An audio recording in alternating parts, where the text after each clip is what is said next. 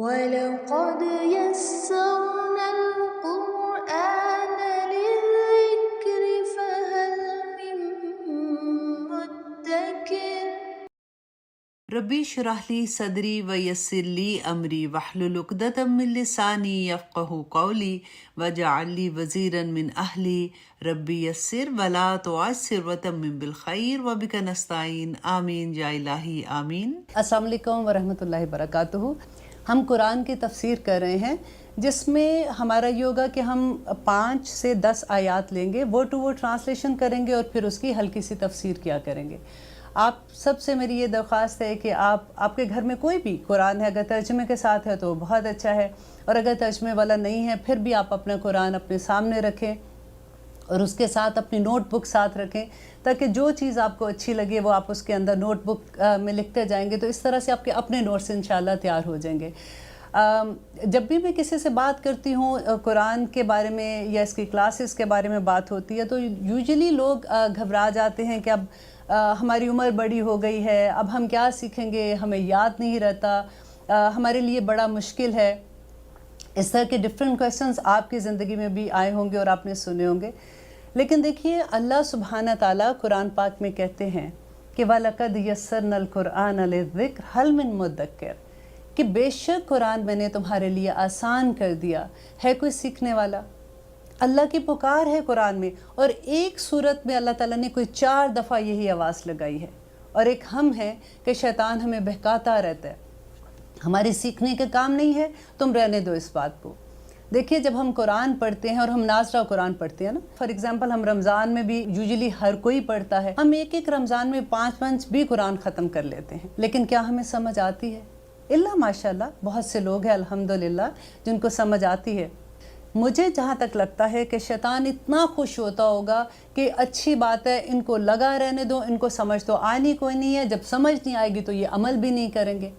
لیکن آپ بلیو کریں، دا مومنٹ آپ انڈرسٹینڈ کرنے کے لیے قرآن کھولتے ہیں نا، آپ یہ سمجھتے ہیں کہ اب ہم نے قرآن کو علم لینے کے لیے کھولنا ہے، ہم نے سیکھنا ہے کہ اس میں اللہ سبحانہ تعالیٰ نے کیا کہا ہے، تو پھر آپ کو اتنا بزی رکھے گا، آج یہ کام ہے، آج وہ کام ہے، پہلے یہ کر لو، پہلے وہ کر لو۔ میں آپ لوگوں کو وارن کر رہی ہوں آج کہ اگر آپ واقعی قرآن کا علم سیکھنا چاہتے ہیں نا، تو ابھی سے اعوذ باللہ من الشیطان الرجیم یہ بہت زیادہ پڑھنا شروع کریں اور اپنے آپ کو اللہ کی پناہ میں دے دیں کہ اللہ سبحانہ تعالیٰ ہم یہ علم سیکھنا چاہتے ہیں۔ ہوتا کیا ہے کہ جب ہم یہ قرآن کا علم سیکھتے ہیں، اگر ہم نہیں سیکھیں گے تو ہم عمل کیسے کریں گے؟ ہمارے عمل وہی ہوں گے جو ہم نے اپنی ماں باپ سے سیکھے ہوں گے، نیبر سے سیکھے ہیں، یا ہمیں سوسائٹی نے سکھا دیے ہیں، یا ہم نے ادھر ادھر سے پڑھ کے سیکھ لیے ہوتے ہیں۔ لیکن باقاعدہ علم ہمیں لینے کے لیے بہت جو ٹائم چاہیے ہوتا ہے، اس میں ہمیں یوزلی یہ ہوتا ہے کہ اب ہمیں بزی ہیں، کئی دفعہ یہ ہوتا ہے جاب کر رہے ہیں، بچے چھوٹے ہیں۔ اگر میں کسی کو یہ بھی بات کہتی ہوں کہ آپ آئے تو کہتی جی مصروفیت بہت ہے، تو مجھے یہ لگتا ہے اچھا یہ فالتو لوگوں کا کام ہے جن کے پاس کوئی مصروفیت نہیں، وہ قرآن کا علم لیتے ہیں۔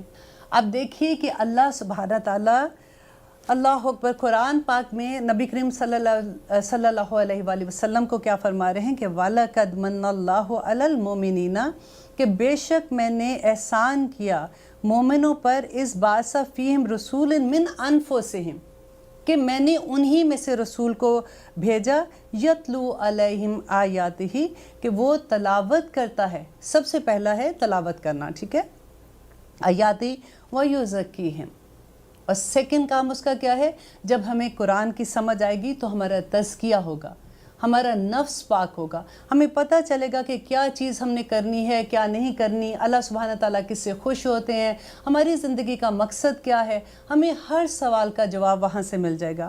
اور تیسری چیز کہتے ہیں اللہ سبحانہ تعالیٰ وَيُعَلِّمُهُمُ الْكِتَابَ، اور ان کو کتاب کی تعلیم دیتے ہیں۔ قرآن کا مقصد ایک سب سے بڑا یہ ہے کہ ان کو قرآن کی تعلیم دیتے، والحکمہ، اور ان کو حکمت سکھاتے۔ دیکھیے تعلیم کے لیے اگر نبی کریم صلی اللہ علیہ وسلم جب مدینہ میں آئے تھے تو سب سے پہلے وہاں پہ ہاسٹل بنا تھا، جہاں پہ جو صحابہ کرام سیکھتے تھے ان کو اصحاب صفہ کہتے ہیں، تو وہ وہاں پہ آ کے تعلیم لیا کرتے تھے۔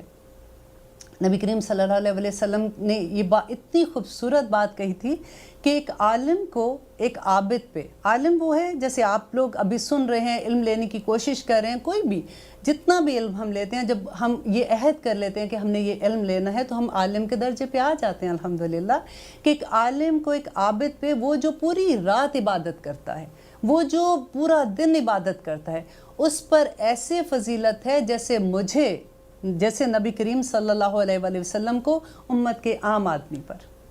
सुभान अल्लाह, कहाँ नबी करीम सल्लल्लाहु अलैहि वसल्लम की फजीलत और कहाँ एक आम आदमी की इल्म की फजीलत। तो आप देखिए, आप इल्म हासिल करने के लिए जब आप घर से निकलते हैं तो नबी करीम सल्लल्लाहु अलैहि वसल्लम कहते हैं कि फरिश्ते कदमों तले अपने पर बिछा देते हैं, हम उनके परों के ऊपर बैठ कर आते हैं, हमें नज़र नहीं आते क्योंकि ये गायब का इल्म है। सुभान अल्लाह, इस दुनिया में कुछ फरिश्ते ऐसे हैं जो भेजे ही इसलिए गए हैं कि वो ऐसी महफिलों को ढूंढते हैं जहाँ पे अल्लाह का जिक्र होता है, जहाँ पे कुरान का जिक्र होता है। अब हम जिक्र कर रहे हैं, आप अपने घर में बैठ के सुन रहे हैं, अल्हम्दुलिल्लाह ये महफिल है हमारी कुरान की। और वो उस महफिल में वो फरिश्ते कहते हैं कि वो पर अपने बिछाकर कितार दर कितार आसमान तक पहुँच जाते हैं। और पहुँच के क्या करते हैं आपको पता है? वो उस महफिल में बैठे हुए लोगों के लिए इस्तग़फ़ार करते हैं। हम इस्तग़फ़ार क्या करते हैं? हम सुबह एक तस्बीह पढ़ लेते हैं, अस्तग़फ़िरुल्लाह अस्तग़फ़िरुल्लाह अस्तग़फ़िरुल्लाह, सोचते हैं अल्हम्दुलिल्लाह आज के पूरे दिन की इस्तग़फ़ार कर ली। और आप सोचिए कि ये फरिश्ते किस तरह के, कितनी तादाद में होंगे जो आसमान तक फैल गए हैं और वो उन लोगों के लिए इस्तग़फ़ार करते हैं जो ऐसी महफिल में भी बैठे होते हैं। सुभान अल्लाह। और नबी करीम सल्लल्लाहु अलैहि वसल्लम ने फरमाया कि जो तालिब इल्म होते हैं ना, कि आसमान और दुनिया के, आसमान और ज़मीन के दरमियान में जितनी मखलूक है, यहाँ तक कि पानी के अंदर मछलियाँ और अपनी बिलों के अंदर जो चूंटियाँ हैं ना, वो भी उसके लिए इस्तग़फ़ार की दुआएं करती हैं। एंड क़यामत के दिन जो उलमा हैं वो कहाँ पे बैठे होंगे आपको पता है? वो नूर के मेंबरों पे बैठे होंगे।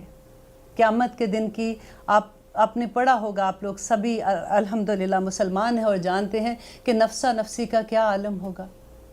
वहाँ पे हज़रत आयशा ने नबी करीम सल्लल्लाहु अलैहि वसल्लम से पूछा था कि मैंने ये सुना है कि क़यामत के दिन जब हम अपनी कब्रों से उठेंगे तो सब लोग नंगे होंगे, उन्होंने कपड़े नहीं पहने होंगे, तो क्या हमें हया नहीं आएगी? तो नबी करीम सल्लल्लाहु अलैहि वसल्लम ने फरमाया कि आयशा, उस वक़्त नफ्सा नफ्सी का ये आलम होगा कि किसी को किसी दूसरे का पता ही नहीं होगा।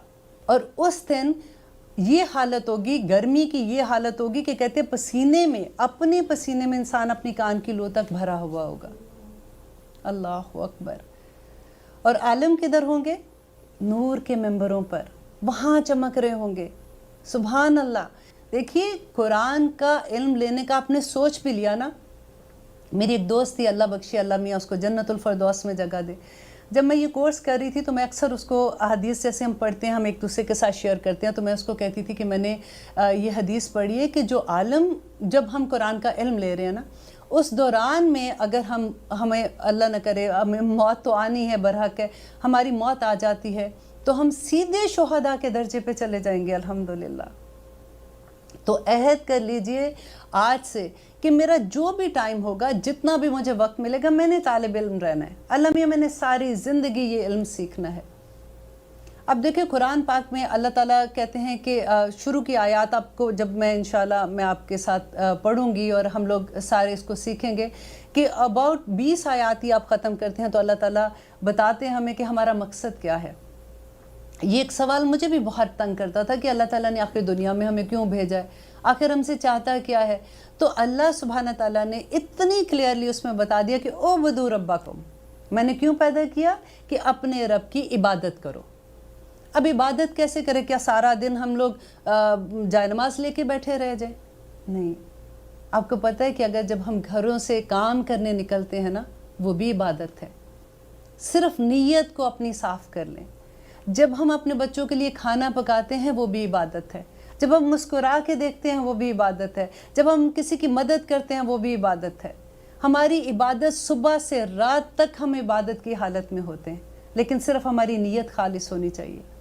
हमें कैसे पता चले कि हमारा रब हमारे कौन से अमल से खुश हो जाता है और कौन से अमल से वो नाराज़ हो जाता है?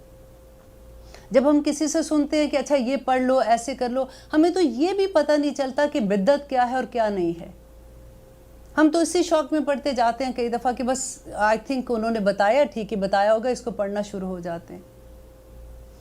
اللہ سبحانہ تعالیٰ نے قرآن ہمیں، دیکھیں ہر انسان کو گائیڈنس چاہیے ہوتی ہے نا. ہمارے لیے سب سے بڑی ہدایت جو ہے یہ ہمارا قرآن ہے، ہمارا حاضر امام ہے. قرآن جو ہے نا یہ قیامت کے دن ہمارے حق میں بھی گواہی دے گا اور ہمارے اگینسٹ بھی گواہی دے گا. قرآن پاک میں اللہ سبحانہ تعالیٰ کہتے ہیں کہ قرآن پاک اللہ تعالیٰ سے شکایت کرے گا کہ یا رب العالمین انہوں نے مجھے چھوڑ دیا تھا. آپ وہ حدیث پڑھ کے دیکھیں جس میں نبی کریم صلی اللہ علیہ وسلم کی شفاعت کا بیان ہے کہ جب امت ہر نبی کے پاس جائیں گے اور ہر نبی کہیں گے کہ میرے سے یہ خطا ہوگی، ان کے پاس جائیں، ان کے پاس جائیں، اور آخر میں لوگ نبی کریم صلی اللہ علیہ وسلم کے پاس آئیں گے اور وہ سجدے میں گر جائیں گے، اور وہ جب تک اللہ تعالیٰ چاہے گا وہ سجدے میں رہیں گے. پھر جبرائیل علیہ السلام ان سے کہیں گے کہ اٹھیے، آپ جو مانگتے ہیں آپ کو دیا جائے گا. تو وہ اپنی نبی کریم صلی اللہ علیہ وسلم جو ہے وہ شفاعت اپنی امت کے لیے کریں گے. تو پھر اللہ سبحانہ تعالیٰ ان کو کہیں گے کہ یہ لوگوں کو آپ لے جائیں، تو وہ خود ہمیں جنت میں چھوڑ کے آئیں گے الحمدللہ اگر ہم نیک ہوں گے. تو آپ یہ دیکھیے کہ نبی کریم صلی اللہ علیہ وسلم اس حدیث میں کہتے ہیں کہ 4 مرتبہ ایسا ہوگا کہ چھوڑ کے آئیں گے، پھر سجدے میں گریں گے، وہ روئیں گے اور اللہ تعالیٰ سے درخواست کریں گے. اور جب وہ 4تھی مرتبہ واپس آئیں گے تو کہتے ہیں کہ پیچھے وہ لوگ صرف رہ جائیں گے جنہوں نے قرآن کو چھوڑ دیا تھا، یا جن کو قرآن نے روکا ہوا تھا. قرآن روکا ہوا تھا جس کو، قرآن کو جسم مل جائے گا اس دن. قرآن نے روکا ہوگا، اور یا پھر وہ لوگ ہوں گے جنہوں نے شرک کیا ہوگا. کتنی بڑی بات ہے. قرآن کو چھوڑنے کا تو سوال ہی پیدا نہیں ہوتا. ہم نے اپنے بچوں کو قرآن سکھایا ہے. آپ بلیو کریں کہ اب احساس ہوتا ہے، کیونکہ قرآن جب ہم سمجھتے ہیں تو ہمیں یہ لگتا ہے کہ ہم جس زمانے میں کہ اب تو اتنی عمر ہو گئی، اب سمجھ رہے ہیں تو کیا فائدہ. نہیں، قرآن کو سمجھو، جس وقت آپ کو وقت ملتا ہے آپ اس کو سمجھیں. انشاءاللہ ہم جلدی قرآن میں سورۃ فاتحہ کی تفسیر سٹارٹ کریں گے. اس سے پہلے ہم اعوذ باللہ من الشیطان الرجیم، ہم جب بھی قرآن پڑھتے ہیں تو ہم کیوں اعوذ باللہ پڑھتے ہیں؟ آپ کو پتہ ہے اللہ سبحانہ تعالیٰ نے قرآن پاک میں فرمایا ہے کہ وَإِذَا قَرَأْتُ الْقُرْآنَ فَاسْتَعِذْ بِاللَّهِ، جب بھی تم قرآن کی تلاوت کرو تو تم نے اعوذ باللہ پڑھنی ہے، اپنے آپ کو اللہ سبحانہ تعالیٰ کی ایمان میں دے دینا ہے. اب دیکھیے کہ یہ قرآن ہمیں یہ بتا رہا ہے کہ اللہ سبحانہ تعالیٰ کہتے ہیں کہ قرآن کی تلاوت سے پہلے آپ نے اعوذ باللہ پڑھنی ہے. مجھے نہیں پتا تھا آنیسٹلی، جب میں نے پڑھا تو مجھے حیرانگی ہوئی کہ اچھا ہم تو بسم اللہ پڑھ کے قرآن پڑھنا شروع کر دیتے ہیں نا. تو بسم اللہ سے پہلے اعوذ باللہ پڑھنے کا حکم ہے. ہم نے کیوں اعوذ باللہ پڑھنی ہے؟ اب یہ ہوتا ہے کہ ہم تو نیک کام کرنے جا رہے ہیں، ہم کون سا کوئی غلط کام کرنے جا رہے ہیں کہ اللہ سے کہیں کہ اللہ میاں بچانا، اس مصیبت سے بچانا، اس آفت سے بچانا. لیکن ہم تو قرآن پڑھنے جا رہے ہیں، کیونکہ شیطان جو ہے اس کو کسی صورت یہ پسند نہیں ہے کہ ہم قرآن کا علم لیں. آپ دیکھیے کہ ابلیس کون تھا. اب ہمیں اللہ سبحانہ تعالیٰ جب ہم سورۃ بقرہ پڑھیں گے نا، آپ بلیو کریں آپ کو اتنا مزہ آئے گا، آپ کو اتنا مزہ آئے گا کہ آپ کا دل ہی نہیں چاہے گا کہ کوئی آیت، جیسے اگر ہم فار ایگزامپل 5 آیات کریں گے نا تو آپ کو افسوس ہی رہے گا کہ ہائے 6ٹھی بھی کاش آیت کو ہم لوگ آج کر لیتے. اتنا مزہ آتا ہے کیونکہ قرآن جو ہے نا وہ نزول کے حساب سے جیسے نازل ہوا تھا اس طرح سے قرآن کتاب کی شکل میں نہیں ہے. اور مجھے کبھی بھی پہلے سمجھ نہیں آتا تھا جب ہم سنتے تھے اچھا نازل ایسے ہوا تھا لیکن یہ کتاب کی شکل میں، تو واٹ از دا ریزن. لیکن جب آپ سورۃ بقرہ سٹارٹ کریں گے نا تو آپ کو اس کی بھی حکمت سمجھ آئے گی کہ اللہ سبحانہ تعالیٰ نے کیوں اس طرح سے ہمیں کتاب کی شکل میں دیا، اور کس طرح سے نزول فرق تھا اور کتاب کی شکل میں کیوں فرق ہے. اب دیکھیے اللہ سبحانہ تعالیٰ جو ہمیں بار بار وارن کر رہے ہیں کہ قرآن سٹارٹ کرنے سے پہلے اعوذ باللہ پڑھ لینا، تو یہ شیطان ہے کون، ہم اس سے کیسے بچیں، اور ہمیں کیوں بچنا ہے، اس سے پتہ ہونا چاہیے نا. ہمیں اپنے دشمن کا تو پتہ ہونا چاہیے. اللہ سبحانہ تعالیٰ شروع میں سورۃ بقرہ میں بتا دیتے ہیں کہ شیطان جو تھا یہ ایکچولی ابلیس جو تھا یہ جنوں میں سے تھا، اور وہ اتنا عبادت گزار تھا. یہ بڑی ڈرنے کی بات ہے، ذرا غور سے سنیے گا کہ یہ اتنا عبادت گزار تھا کہ اللہ سبحانہ تعالیٰ نے اس کو فرشتوں کے درجے پہ رکھا ہوا تھا. وہ ان میں آتا جاتا تھا، ان میں بیٹھتا تھا، اور کیونکہ عبادت اتنی کرتا تھا اللہ کے ڈیفینیٹلی فیورٹ بندوں میں ہوگا. اب ہوا کیا کہ جب آدم علیہ السلام کی تخلیق کا اللہ سبحانہ تعالیٰ نے سوچا اور اللہ تعالیٰ نے فرشتوں کو کہا کہ میں آدم بنانے والا ہوں اور میں وہ کریٹ کرنے والا ہوں، تو فرشتوں نے جو اللہ تعالیٰ کے ساتھ بات کی، یہ انشاءاللہ سورۃ بقرہ کے شروع میں آ جائے گا آپ کو، اس لیے میں ابھی وہ پورا قصہ نہیں بتاتی ہوں۔ تو جو ابلیس تھا نا، اس نے اللہ تعالیٰ نے جب ان کو کہا کہ آدم کو سجدہ کرو، تو فرشتوں نے تو سجدہ کر لیا، وہ فوراً سمعنا و اطعنا کہ انہوں نے سنا اور انہوں نے اطاعت کر دی، لیکن ابلیس نے سجدہ نہیں کیا۔ آپ کو پتہ ہے وجہ کیا تھی؟ کہ آدم علیہ السلام کو اللہ تعالیٰ نے نام سکھا دیے، ٹھیک ہے، علم کی بنا پہ آدم کو فضیلت ملی تھی، اور ابلیس نے کیا کیا تھا؟ ایک سجدے سے انکار کیا تھا، صرف ایک سجدے سے۔ تو اس کے جواب میں اللہ سبحانہ تعالیٰ نے اس کو کیا کہا تھا کہ تو مردود یہاں سے نکل جا، اس پہ لعنت ہے۔ ہم ایک فجر کی نماز میں کتنے سجدے چھوڑتے ہیں؟ 4 سجدے چھوڑتے ہیں، صرف ایک فجر کی نماز۔ اللہ ماشاءاللہ، میں سب کی بات نہیں کر رہی ہوں، ہم اپنے بچوں کو ہی دیکھ لیں۔ یہ بہت ڈر والی بات ہے کہ اللہ کے صرف ایک سجدے سے انکار پہ اللہ تعالیٰ نے اس کو کہاں پہ پھینک دیا، اور پھر اس کے بعد اللہ تعالیٰ نے آدم علیہ السلام کو جنت میں بھیجا، پھر آدم علیہ السلام نے وہ پھل کھا لیا۔ It was a beautiful story, انشاءاللہ سورۃ بقرہ میں آئے گی تو ہم اس کو ڈیٹیل میں دیکھیں گے۔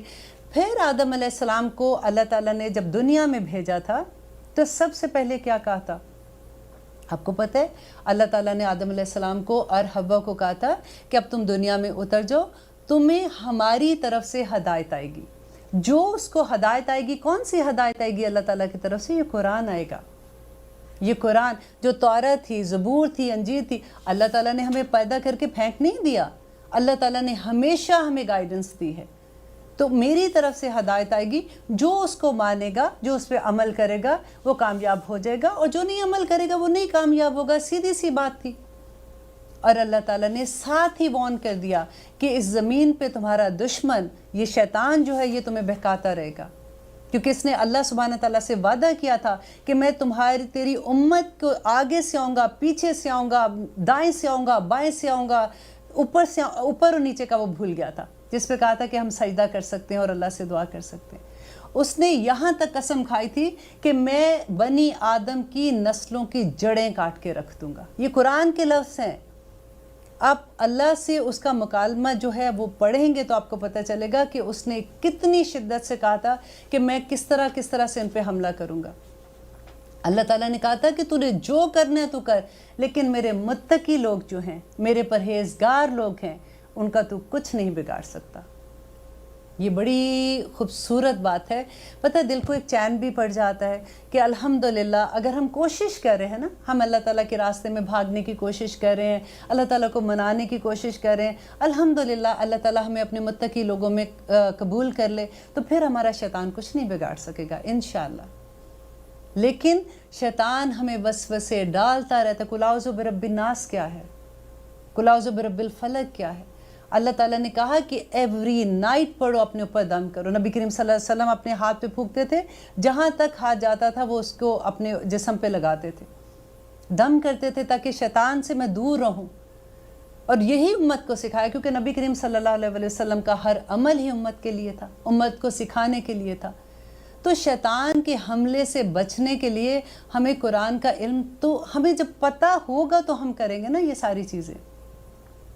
ایک دفعہ آپ پکا ارادہ کر لو کہ یہ کام میں نے کرنا ہے، مجھے اللہ کو منانا ہے، تو آپ دیکھنا کہ آپ کا ہر راستہ آسان ہوگا۔ آسان پتہ کیسے ہوگا؟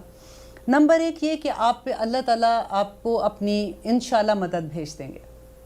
فرشتے ہیں اللہ تعالیٰ کے اس کائنات میں۔ اللہ تعالیٰ کہتا ہے کہ جس بندے سے اللہ سبحانہ تعالیٰ محبت کرتے ہیں نا، اللہ تعالیٰ جبرائیل علیہ السلام کو 7 آسمان کے اوپر کہتے ہیں کہ جبرائیل میں اس بندے سے محبت کرتا ہوں، تو بھی اس سے محبت کر۔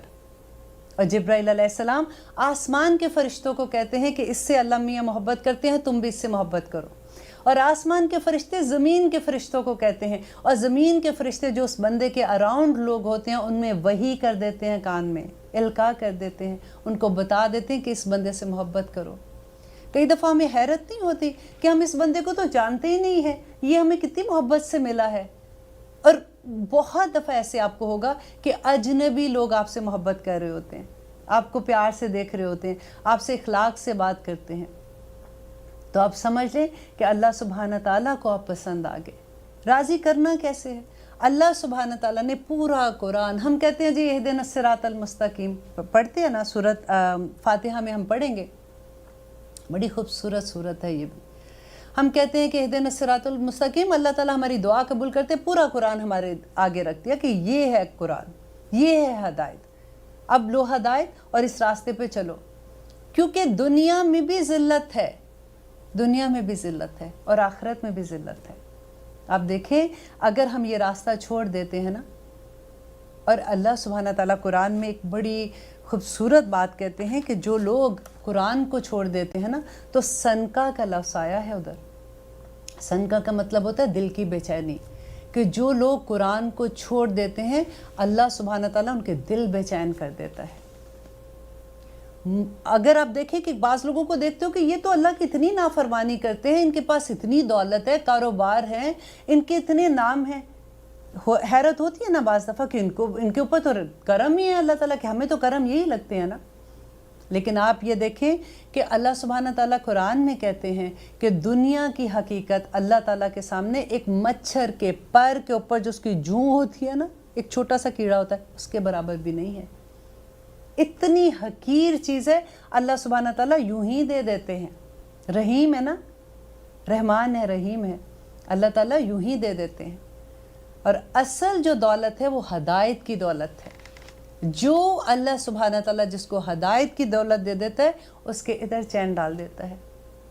تو نبی کریم صلی اللہ علیہ وسلم نے فرمایا کہ جب بھی انسان اللہ کی نافرمانی کرتا ہے نا تو اس کی سب سے چھوٹی، ویسے تو اس کی دوسری سزائیں بھی ہیں، لیکن اس کی سب سے چھوٹی سزا یہ ہے کہ اللہ تعالیٰ اس کے جو ماتحت لوگ ہوتے ہیں اللہ تعالیٰ اس کو اس کا نافرمان کر دیتا ہے۔ کتنی ڈر والی یہ بات ہے۔ ہمارے ماتحت کون ہیں؟ ہماری اولاد، رائٹ؟ اگر آپ بزنس کرتے ہیں تو آپ کے جو امپلائیز ہوں گے وہ ہوں گے، اگر آپ کہیں پہ مینیجر ہے تو آپ کے انڈر جو لوگ کام کر رہے ہوں گے۔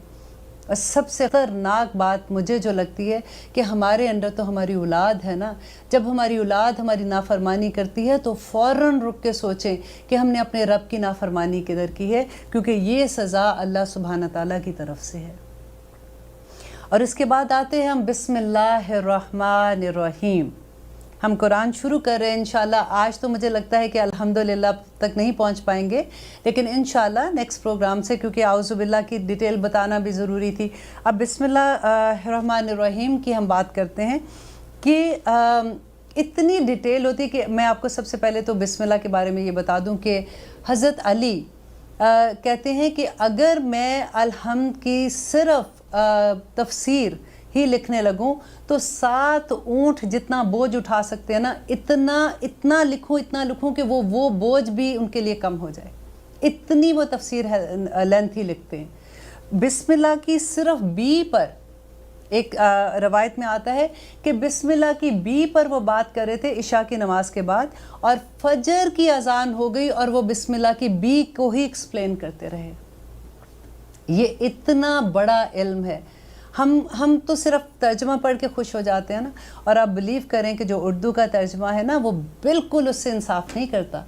وہ تو صرف ایک ہوتا ہے کہ انڈرسٹینڈنگ کے لیے ہوتا ہے کہ عربی زبان کی فصاحت و بلاغت اگر آپ دیکھیں گے جب آپ کو سمجھ آنی شروع ہوگی انشاءاللہ۔ قرآن اتنا آسان ہے، آپ دیکھیں کہ اس میں 65% ورڈز جو ہیں وہ اردو کے ہیں۔ پورے قرآن میں آپ دیکھ لیں 65% ورڈز بہت بڑے زیادہ لفظ ہیں، کیونکہ اردو کے بہت سے لفظ ایسے ہیں جو عربی اور اردو کے ایک جیسے ہیں۔ اس کے علاوہ رپیٹ لفظ ہیں، جیسے آپ کہہ دیں پروناؤن جن کو ہم کہتے ہیں نا، الذی، ذالکا، ہو، ہما، ہم، پروناؤن جیسے آتے ہیں نا، وہ سارے کے سارے جو ہیں وہ رپیٹ ہوتے جائیں گے۔ اتنے رپیٹ ہوتے ہیں کہ تھوڑی سی آیات کے بعد آپ کے دماغ میں بیٹھنا شروع ہو جاتے ہیں، اور وہ جو ہیں وہ اباؤٹ آپ کہہ لیں کہ 20% ہے وہاں قرآن میں، اور جو نئے لفظ ہیں پہ کتنے بچتے ہیں؟ اونلی 15%۔ تو آپ کو محنت کس پہ کرنی ہے؟ 15% پہ بس، اور آپ کو پورا قرآن آ جائے گا انشاءاللہ۔ ایک سپارہ ختم ہوگا نا پھر ہم بات کریں گے، ٹھیک ہے؟ اب ہم بات کر رہے تھے بسم اللہ الرحمن الرحیم.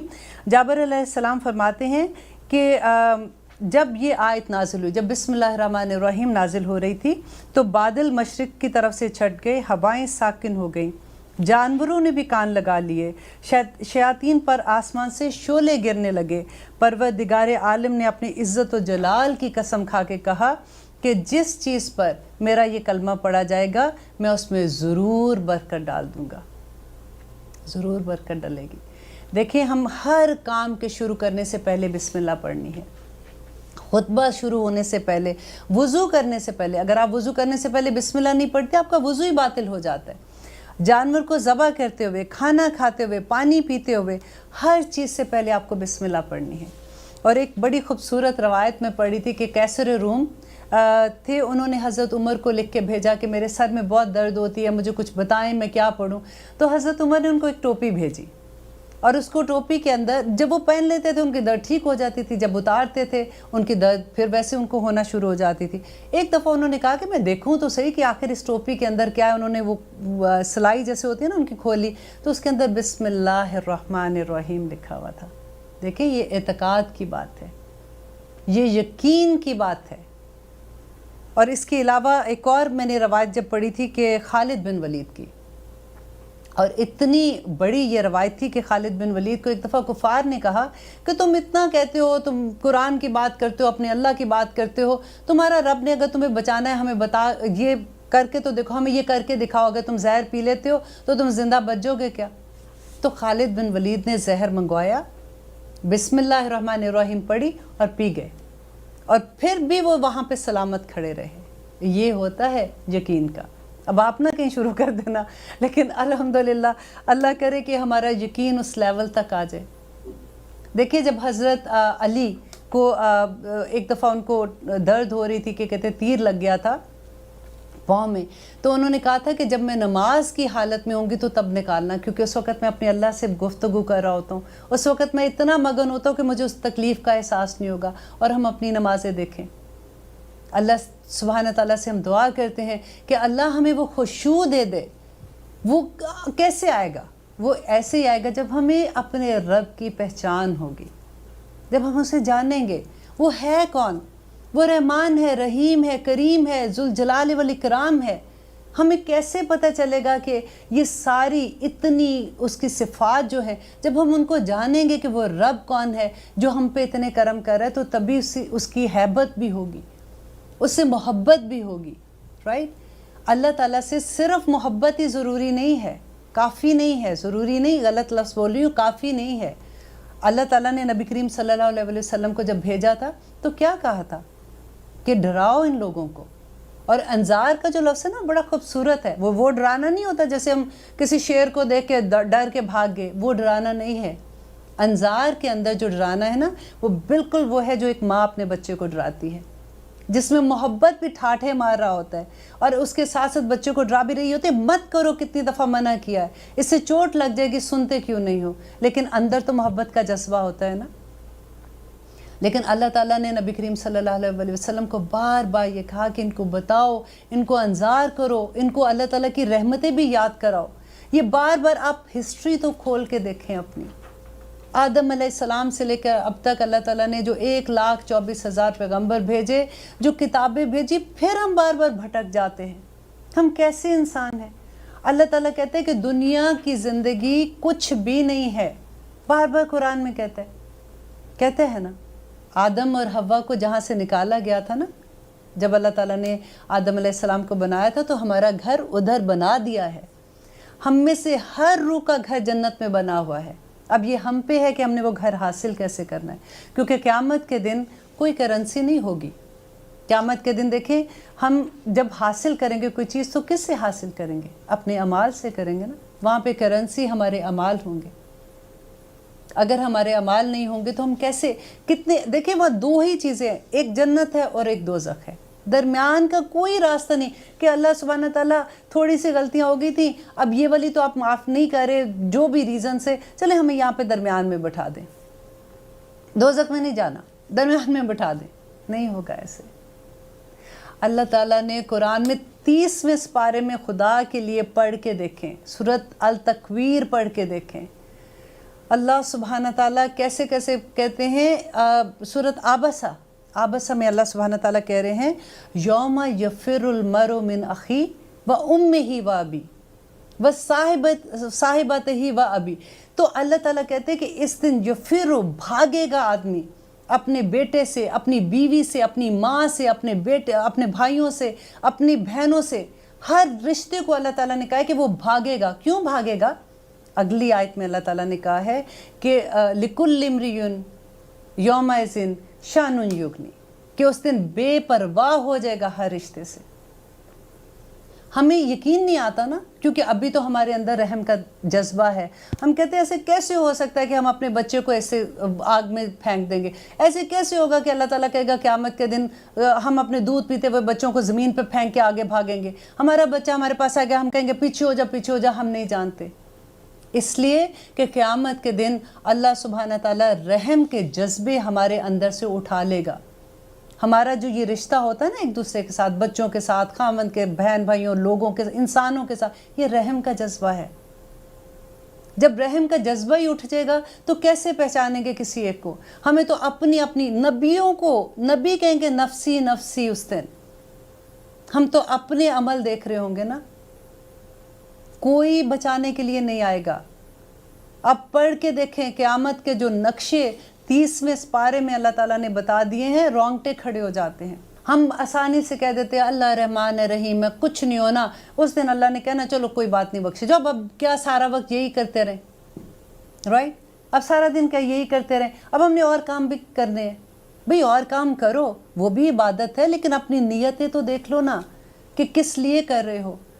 अल्लाह सुब्हान ताला कहते हैं कि चुगली ना लगाओ, वो किसी को तंग ना करो, किसी के बारे में झूठ ना बोलो। हम क्या करते हैं कि हम जो भी काम करते हैं ना, हमें इतनी आदत पड़ गई, हमें पता ही नहीं चलता कि हम कर क्या रहे हैं। अल्लाह ताला कहते हैं कि इसलिए झूठ ना बोलो कि तुम दूसरे पे जुल्म ना करो, इसलिए चुगली ना करो कि दूसरे पे जुल्म ना करो, इसलिए बहतान ना लगाओ कि दूसरे पे जुल्म ना करो, क्योंकि वो जो मजलूम है ना, उसकी अल्लाह सुब्हाना ताला उस वक़्त सुनता है जब सारी कायनात भी सोई होती है। अल्लाह ताला उसके साथ होता है। अल्लाह ताला हमें गाइड कर रहा है कि किस तरह से तुमने दुनिया में चलना है। अगर हमारे पास गाइडेंस ना होना तो हम दुनिया के सबसे बड़े शैतान बन जाए। बस अल्लाह सुब्हाना ताला से दुआ है, इंशाअल्लाह अगले प्रोग्राम में अल-हन से हम स्टार्ट करेंगे, word to word translation and तफसीर करेंगे, और इसी तरह से हम जानते रहेंगे कि अल्लाह सुब्हाना ताला हमें क्या हुक्म दे रहे हैं, और हम समेना व अताना वाले बन जाएं। और हम दुआ करते हैं कि या रब्बुल आलमीन अंता जलुल कुरान रबी कल्बी व नूर सदरी व जला हुस्नी व ज़हाबा हमी, या अल्लाह कुरान को मेरे दिल की बहार बना दे। आमीन सुम्मा